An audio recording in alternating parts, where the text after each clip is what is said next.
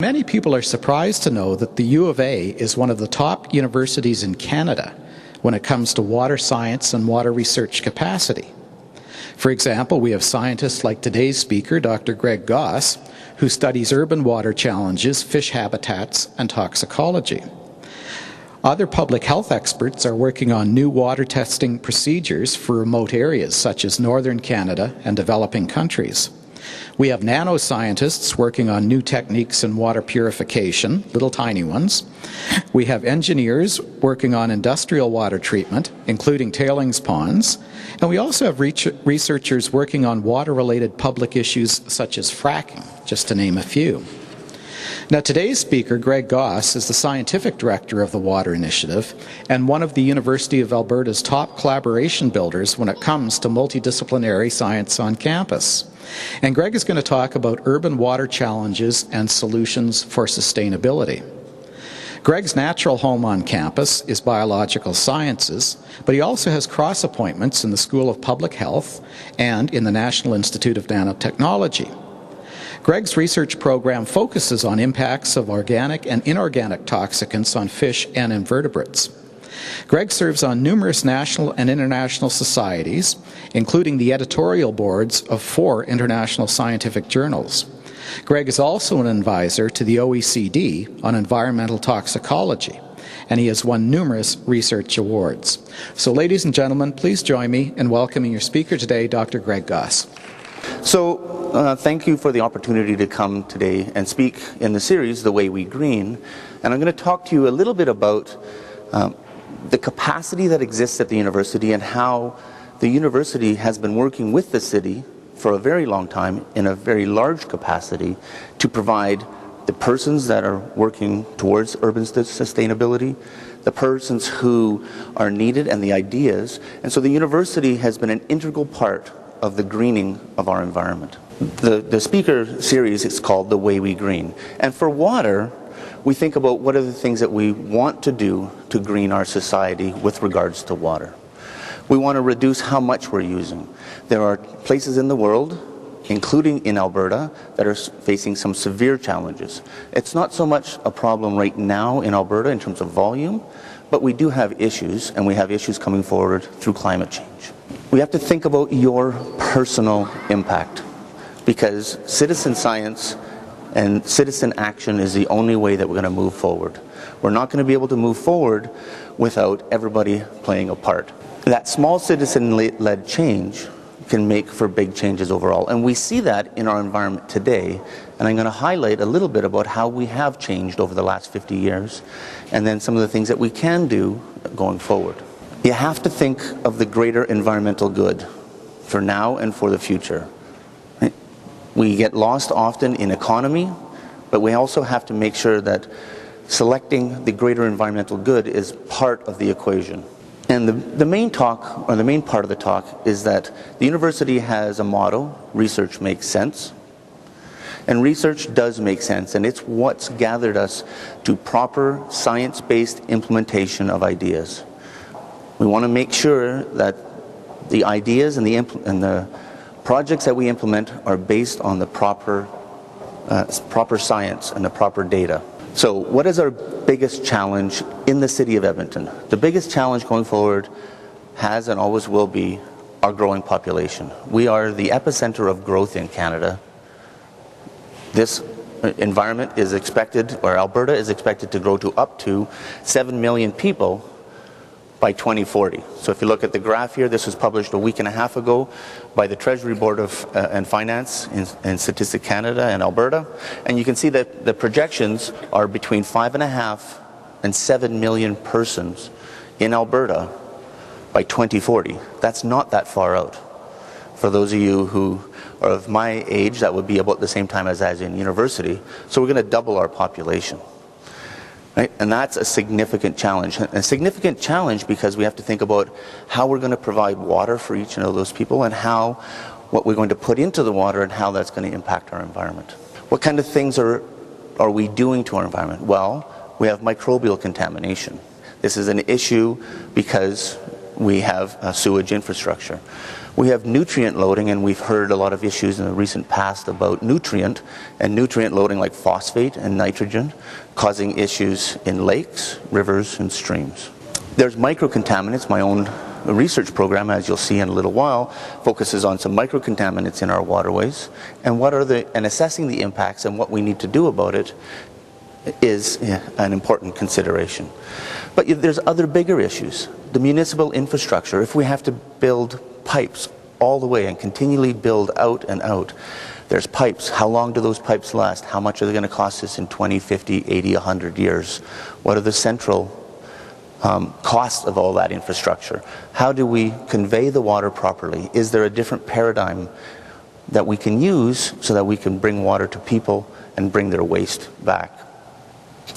Water volume management. Never was this more apparent than last spring in Calgary with water volume management and the spring floods that occurred. But Edmonton is not immune to this. We will and have very large flood events in this city. So it's not just volume management in the low flow periods, it's in the high periods. And in order to do that properly, you have to have the correct data and the correct predictions so that we can build our infrastructure for not now, but for 50 or 100 years from now for those major floods that are going to happen. So we're prepared not just for the next few years. So stormwater, river flows, sediment, these are all issues going forward. And then one of the bigger issues is allocations. When we do get stressed for water, and the Edmonton isn't in that condition yet, but places like Okotoks are, where they're not allowed to build, they're not allowed to bring in industry because they're out of water allocations. So now, what kind of conservation methods do you have? How do you allocate to bring new industry in to support our tax base? These are big issues. One of the other big issues that's facing Edmonton is climate change. Climate change is happening. There are some very good predictions out there, but they're still not perfect. They're on very large-scale predictions. So will we have enough water for us and for our industry going forward so that we have a quality of life? Will that water be usable, drinkable, swimmable, fishable? And how do we plan for it? So in order to do that, we must have the proper means to be able to predict accurately what each river flow is going to be like and how we can prepare, because different rivers are going to be differentially impacted by climate change. We know that we're going to have a warmer, wetter climate for some of the periods with large volume events, storm events. It's important as we think about what our river looks like today is that it's not how it was in the past. We were abusive to our river in the past. People don't have a remembrance, but back in the 70s and the 60s and 70s, in Cleveland, the Cuyahoga River caught fire because of the oil slicks on the surface. And they allowed this to happen because industry said, you must allow it, otherwise we'll shut down and leave. The Nashua River in Massachusetts used to run red from the dye plants and this still happens though in places like India, in places like Brazil. And so our river, before we had a dam, at some points, a couple of years, actually stopped. There was no flow you could walk across the North Saskatchewan River. We have dam flow now. What you see as flow in September, October doesn't come from snowmelt, that's dam release. Right? So your perceptions of the river and how it exists today are not the way it always has been. And so I think we actually can celebrate our river and celebrate our advancements because it's a product of good stewardship, it's a product of good regulation, it's a product of good enforcement. In the 1960s, there were no departments of the environment, there were no environmental or major environmental laws that certainly looked at polluters. Industry and humans often had significant amounts of dumping into rivers. We used them as open sewers. And so it's something that should be celebrated, not only in Edmonton, but all through North America. And actually, this is the first study on the North Saskatchewan River noted that there were significant fish kills at this time, there was very low oxygen, high fecal coliforms, garbage, visible garbage throughout the river, odors, oil slicks, all downstream of Edmonton. So we weren't always the champions of our river, but we're better now. 3 years ago, I was in Argentina. This is what the harbor looks like. It's a pretty telling picture. Respect for your water is absolutely essential because the water here will travel to somewhere else. And so we must have that respect.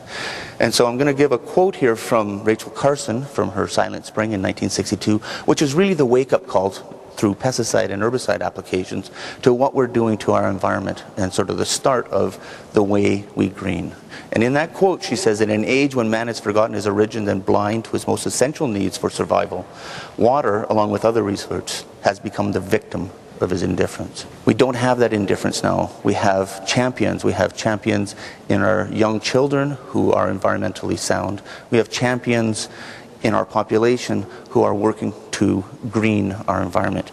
And overall, this will improve our life and life quality. Now, the U of A has been instrumental in a number of fields in being able to rise to these challenges and do the research necessary so that we can green our environment. We have over 100 researchers, closer to 130, but we always put over 100 because we have ups and downs and who's in various fields at times. And we've been helping and working with the city since its inception, really, growing towards a sustainable future for our water. We have major infrastructures with the city and the University of Alberta. For example, the Wastewater Centre of Excellence down at Gold Bar, which is a premier world facility for testing of different technologies, and I have been using those facilities. Now, you can't see, and purposely you can't see who is on these slides, because this represents sort of a map of what I see as the problems in Alberta, and they are representative problems worldwide. And it gives us technology to export, it gives us knowledge to export, and we can show, because we do have some leadership, that we're able to do the things that we need to do to green our city. So, for example, wetlands. We have a new wetland policy. People from the university have been instrumental in helping set up that wetland policy and what is necessary. We have culture and society influences, and the arts are a very integral part to our success. We think of engineering and hard sciences, like my own self, biological sciences, as being the instrumental component, but without the proper implementation, we're not going to get very far. And understanding your culture and society and your respect for water is absolutely essential going forward. So we have a large variety, and I count over 25 researchers at the university, that's PIs, and over 100 graduate students and postdocs who directly work on urban sustainability issues with the city.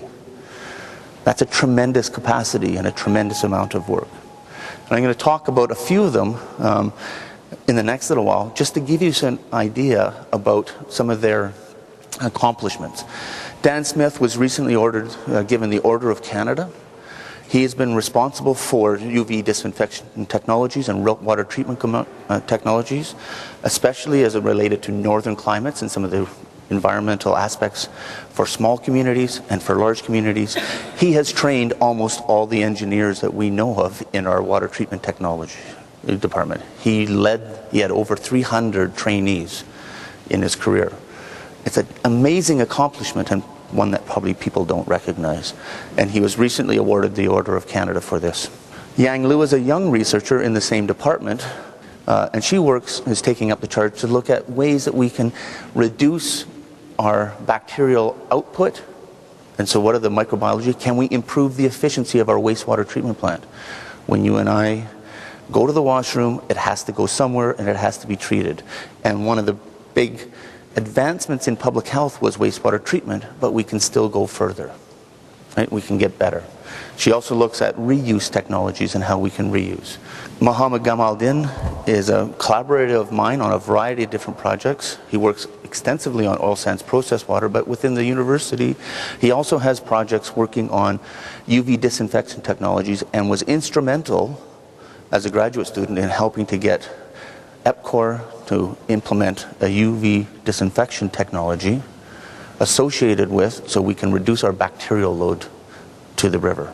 It went down substantially as a result of the implementation. And Edmonton is extremely lucky. EPCOR has been a very good partner, and by his extension, the City of Edmonton, in implementing these technologies. The first major UV disinfection technologies installed in North America was Edmonton. We lead the way, and that's a good thing. Sushanta Mitra was in the news recently. He's developed a very rapid within 30-minute test for E. coli pathogens.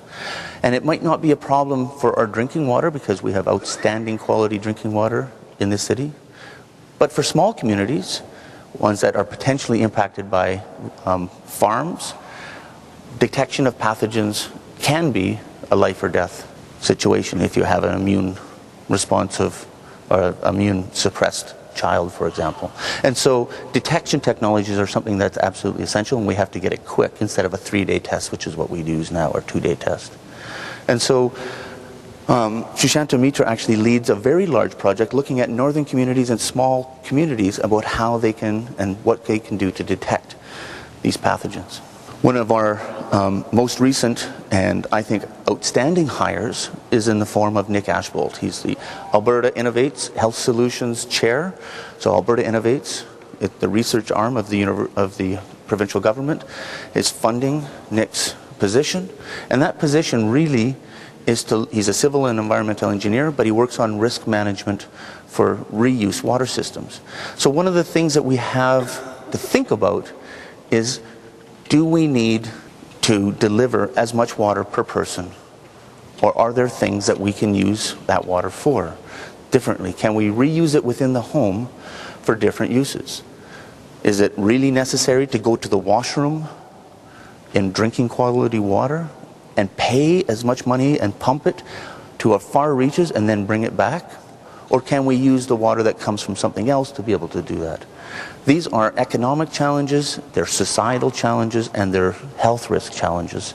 And Nick has been brought in specifically to raise our awareness and help deal with some of these issues going forward. So can we have a more sustainable water program? Mike Belosevic, in association with a number of other professors, has recently been using the wastewater treatment plant, the Gold Bar Waste Center of Excellence, to look at the impact of micro-contaminants.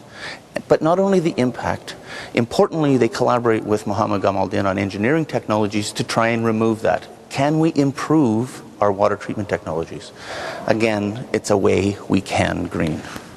I think people are very familiar with Dave Schindler and the awareness, environmental awareness that Dr. Schindler has brought to Alberta. We know that he works specifically on trace elements, metals, limnology, or the study of the materials that are present in water and how they affect the ecosystems. And we have continuing research with Vince St. Louis, and there's a variety of other ones in the Department of Biological Sciences, in Renewable Resources, and in Agriculture that are working on other aspects of environmental health. Chris Le, arsenic in drinking water. We think of it as a third world problem, but many wells in Alberta have their drinking water above the drinking water guidelines for arsenic. He did a map of the entire province, identified areas and some of the regions that were at risk for having drinking water arsenic, which can lead to a lot of other issues, including bladder cancer. It's very strongly associated with bladder cancer. And so we're working to try and have wells that would be appropriate. And his work transcends not only Alberta, but also into the third world. It works in Bangladesh, China, and elsewhere. David Percy has been implementing law and policy. He's a world expert in law and policy on how we can look at transfer between basins, whether or not that is a functional aspect. So because we have to have the proper social policy and the social law to be able to deliver the solutions appropriately. And so you have to have research on the competing issues that go with whatever you want to do. Naomi Krogman is a leading scientist in the wetland management policy aspect. We have a new wetland policy that's just being implemented within the city of Edmonton and the province of Alberta. And that is a controversial project. Right? It's been going for a while. But the awareness of the value of wetlands, we used to dig them up and turn them into farmland, and we've lost a tremendous amount. Wetlands serve a tremendous function in cleaning our environment. And we need to preserve them, and we need to reinstate wetlands. We can't continue to lose them. Peter Vauxhall and Vic Adamowicz look at the economics. Because without an economic driver, things often fail. They need to have drivers that are economic, social, and they have to combine together. And so you have to demonstrate the value and worth in an economic sense. And Drs. Vauxhall and Adamowicz are leaders working in Australia and in Alberta on land use and management, policy, and the economics of how those tenure rights and land regimes are impacted. Now, myself, I'm not just a talking head for the Water Initiative. I lead it, but I am a scientist, and I have my own research capacity, and my own interests are actually in wastewater streams and toxicology. I work with National Institute of Nanotechnology and the OECD for the proper implementation of the legal and testing possibilities for nanomaterials as they're entering into our environment. I look at pesticide and herbicide effects on fishes, and I have a project that's about to get announced, or about to work with, on urban stormwater management, which I'm very proud of going forward. So I'm just going to give you a couple of minutes on some of the things that I do. So one of the things that I do is in a big Canadian water network project, it's been going for a number of years, and I would like to continue, is to look at the effects of municipal effluents. How big is our impact, and what do we need to do about it? Do we need to do anything about it? Are we satisfied? If we do a new technology, or we implement a new technology, does that reduce or increase our impact? We need to have that baseline measurement. And so I work on a variety of different aspects, but one of the things that happens when you pee or you take a drug, so I would say probably 30% of people here are probably on some sort of drug at this time, whether it's just simple aspirin because you have a headache, or you're a high blood pressure medication, or you have Lipitor, or one of the other things. When you pee, when you take that medication, 90% of it is not being taken up by your body. Only about 10% actually goes into your body. The rest, your kidney is very, very efficient at peeing out. And that goes right to our wastewater treatment plant. And there's only partial removal for some of these. And as a result, these are going into our river. There's a waste effluent stream in our river, right? And so we can detect things like Prozac. We can detect things like herbicides and pesticides. We can detect ethinyl estradiol, the birth control pill. And one of the issues that is important is that ethinyl estradiol is known to be associated with feminization of male fish. So we can use that as a marker to see what's happening, or is it happening in our river. And so this is a study that I worked with 7 other researchers from across Canada. And if you look at, we put what are called samplers in the river, so we could test how much chemicals are present in the river. And this is upstream, so there's almost nothing upstream. We're lucky in Edmonton, we have very little upstream of us. We have outstanding quality influent water. But if we look at what's coming out right in the water, the waste treatment plant, we can detect a variety of different drugs that are normally present. Carbamazepine is one that's used as an antipsychotic. Ibuprofen, because people have vitamin I, as I call it, or they take a lot of Advil. Trimethoprim, sulfamethoxazole, gemfibrozole, which is an anti-lipid drug, estrone, which is a form of endocrine disruptor which can change the sex of fishes. And so we did studies all the way down up to 9 kilometers downstream, so out near the Edmonton Wastewater Management Center of Excellence for solid wastes.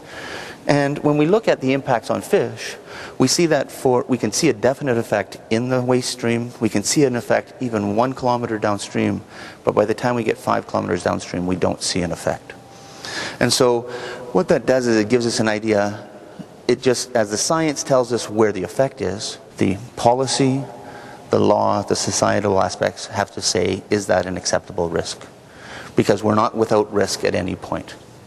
No matter what we do, we're going to have an impact. And for each of us, we have differential relative amounts of risk.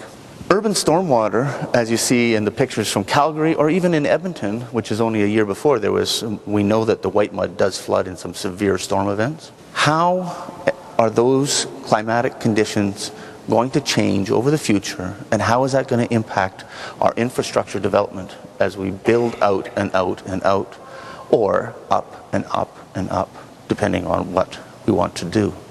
And so one of the researchers in our university, Tian Gan, has been working specifically on urban stormwater management for a number of years. And his projections, not predictions, they're projections because we're using past data to look at future data, was that we're going to have more intensive but short duration storms, which is precisely means that the volumes that we have to control are going to have to be greater if we don't want to have the insurance-related losses.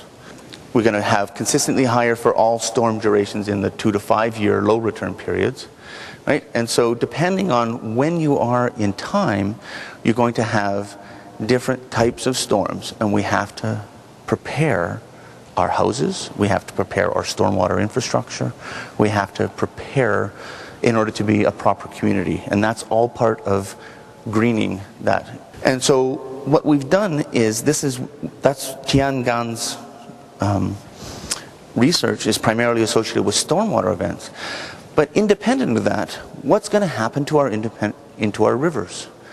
Different rivers are going to be differentially impacted depending on the rainflow patterns in the mountains. They're going to be differentially impacted by what's happening here locally, because we have all those potential inputs.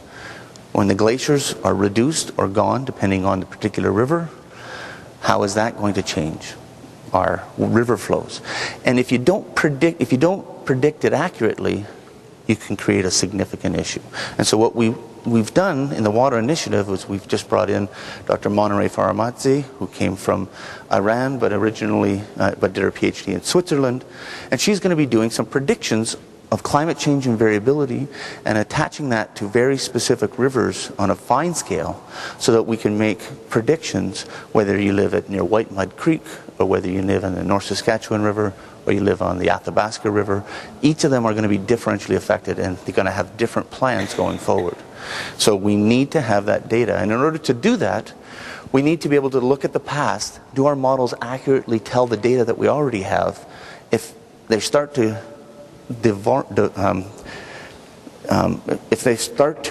not predict what we've had in the past, then they're not going to be very good predictors of the future. And so what we're doing is trying to implement predictive patterns, which we could look at flow profiles in the past to verify our models and then predict out to the future what is happening. And so in order to do that, this is funded by Alberta Innovates, Energy and Environment Solutions, because there is a necessity to do this in Alberta. There's a number of researchers within the government that are part of this project as well, in which we want to look at not only climate change but land use and management practice, to look at things like water that's in rivers, water that's underground, and water that's in our agricultural products that we export, and how that impacts our total water management in any particular basin. We have to start incorporating what's going to happen to our snowpack and our glaciers into those models. They're starting to be, but as good as the models are right now, they can use a lot of improvement, and that's what we're trying to do. Because we want to increase the sensitivity and reduce our uncertainty, so we have a good prediction going forward, so we plan appropriately. We don't overplan and we don't underplan, because there's consequences of both. And more recently, I'm just in the middle of putting a final proposal together with a variety of, this is in my own project, on urban stormwater management. This is through the Water Initiative, to look at not only the quantity of stormwater, but we place these stormwater ponds in people's backyards. And we place them in their backyards with no regard to quality, right? They're for quantity adjustments only. So we're working with a variety of different partners, including Strathcona County and Sherwood Park Utilities, who have an issue with sedimentation and sedimentation control and infill of their ponds, so they're not as functional, but with other industrial partners. And through an NSERC-related project and through the Water Initiative, we will be looking at quality. So we're advancing the greening of our environment by looking at both quantity and quality for the future. And the partners include Clearflow Group of companies who work on sedimentation control, GSS geothermal, because geothermal is a process that people are looking at as an alternative energy source, and how that might impact stormwater management and stormwater ponds, floating island technologies, and then some other the contracting services that are necessary to make this happen. So the end question then is, how can you as a citizen help to improve our water sustainability? And how can you take that out of here into schools, into your workplace, and into your home and around your neighbors? Because the small changes that happen need to happen at the citizen level. We can't expect the government to just go in and do it all. It's just not possible. It has to start at home. Right? Think about what goes down your drains. Right? We've been putting this message out for a long time, but we know there's still people, when they're cleaning out their mom and dad's medicine cabinet, it's too much work to bring it to a pharmacy for proper disposal. They dump them down the drain. We know that happens. We want to reduce that or eliminate that. Take the effort to do it. Don't dump stuff down the drain that you wouldn't want to swim in. Pharmaceuticals, personal care products, musks, perfumes and musks that we use have tremendous effects because they are endocrine disruptors. You don't think of them because you put them on your body, and they don't really have an effect on us other than to make us smell good. And they're a cosmetic use, but they do have impacts on the environment. They are persistent, and they do cause biological effects in fishes. Right? What goes on your lawn or into your garden eventually will make its way into our rivers. And that includes phosphate and nitrate or nitrogen and pesticides and herbicides. Right? So I'm not saying that we have to eliminate these. Let's think about judicious, proper use. And that is greening your behavior. Right? You can reduce your use because that will reduce the impacts on our infrastructure by shower features, obviously, shower and bath issues, lawn watering. In a wet environment, the requirement for lawn watering is really quite nominal in this. And that is a tremendous amount of drinking quality water that people are putting out there. Right? It's chlorinated, so it's not all that great for the microbial community in your lawn. And it's also a tremendous volume. This will help reduce our infrastructure costs because we can plan properly, reduce our runoff. So take your drain that is going from the top of your roof and turn it back onto your lawn. There's nothing wrong with that. That's great water. There's no need that we have to have that water immediately rushing into our sewer outfalls and overflowing into our river. Again, little things will make big differences. Landscaping to control that surface flow, and that not only is in your housing development, but at the cottage. Allow your riparian area, your area next to the lake or the river, to be natural. It will prevent that runoff. It'll capture it. It'll convert it. Right? We have to have some sort of aspect of environmental challenges that we do personally. Support your local research and their experience. And I bring this up because often we see a solution through the lens of our own specific wants and desires without taking into account the many factors that go into a decision. Researchers are trained to look at it in a scientific perspective, to look at it with the data and without having to be an advocate for that particular policy. We should be allowing our scientists to do their job and work with the city and understand that there are other implications to our requirements or what we think is the solution, because we're trained to do that over years and decades. So what do we all want? What we want is to have water for healthy rivers and lakes. It's absolutely essential. We need healthy wetlands. As I've told you before, those are the lungs of the water environment. They provide a tremendous amount of health to our environment, and they can be tremendous buffers. We need to have a healthy economy, and I think it is achievable. We see already the challenges that we faced 50, 60 years ago, and we still have a healthy economy, so we can still move forward. So it doesn't necessarily mean that we're going to lose our economy if we make a small change to green our environment. We need it for you and I, but importantly, we need it for our future.